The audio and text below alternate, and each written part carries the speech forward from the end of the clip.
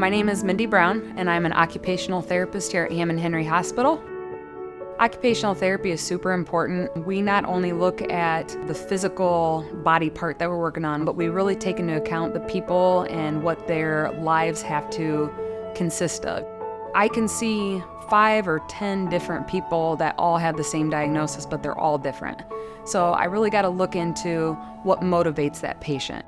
I'm a mechanic at XPO in Rock Island, and it got to the point that I just couldn't no longer do what I was doing, and it got to a point that it was so painful it hurt to do it.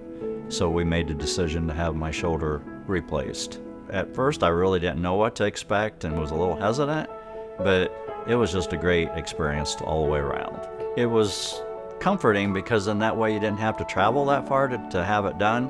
When I went in to have surgery done, everybody was so warm and caring as far as how they took care of me to get me all set up for the surgery. It just came together and it all clicked.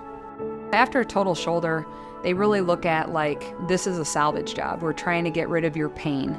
We're not sure how much range of motion you're gonna get. We're not sure how much strength you're gonna get following. What I knew about Mike is that not only was he a family man, he also had a demanding job that he needed to get back to, and it was demanding physically. She knew I was a mechanic, so she knew of certain things that I needed to try to work on. He works on trucks and taking tires off and pounding the tires. So developing a plan for him that not only is he working up overhead where he has to have the range of motion, but have the strength and the endurance to withstand that as well. So I took my Swiss ball and would hold it up overhead, and he'd take that flex bar and pound on it because you're getting that impact. So you're gonna be getting kind of like a recoil that occurs in that shoulder.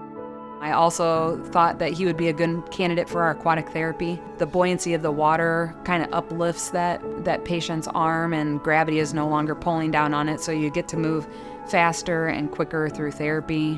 What's nice about it is that zero depth entry, so people with all abilities can get in there. It's not limiting to them in any way. This is the only one that I know of that is the zero depth entry. It's got the resistance, it's got the treadmill, and so we're very fortunate to have that to offer to our patients. It's helped a lot of people.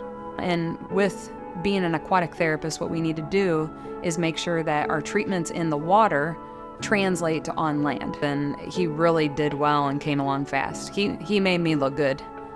She just knows what she needs to do to where she needs to get you put back into where you were before you had your surgery. I mean, she just has a whole bunch of ideas as far as what way to go, what's going to work for you and what's not going to work for you. She's just tremendous. I think it was roughly around 6 weeks before I got back. And I think I surprised Mindy as much as it surprised me at what I could do after I had that surgery, as fast as I could do it. A year after he had his surgery done, we had the opportunity to help our daughter and son-in-law build a barn. Mike was the one that you would always find at the top of the barn, nailing and putting the rafters and stuff up. There hasn't been anything that I have seen that he hasn't been able to do after the shoulder. Every time that he came in, I got a hug from him and his wife. And then when they left, I got a hug as well. And still to this day, if I see them out on the street, I get a hug first. I love her to death. I mean, she is one hell of a gal.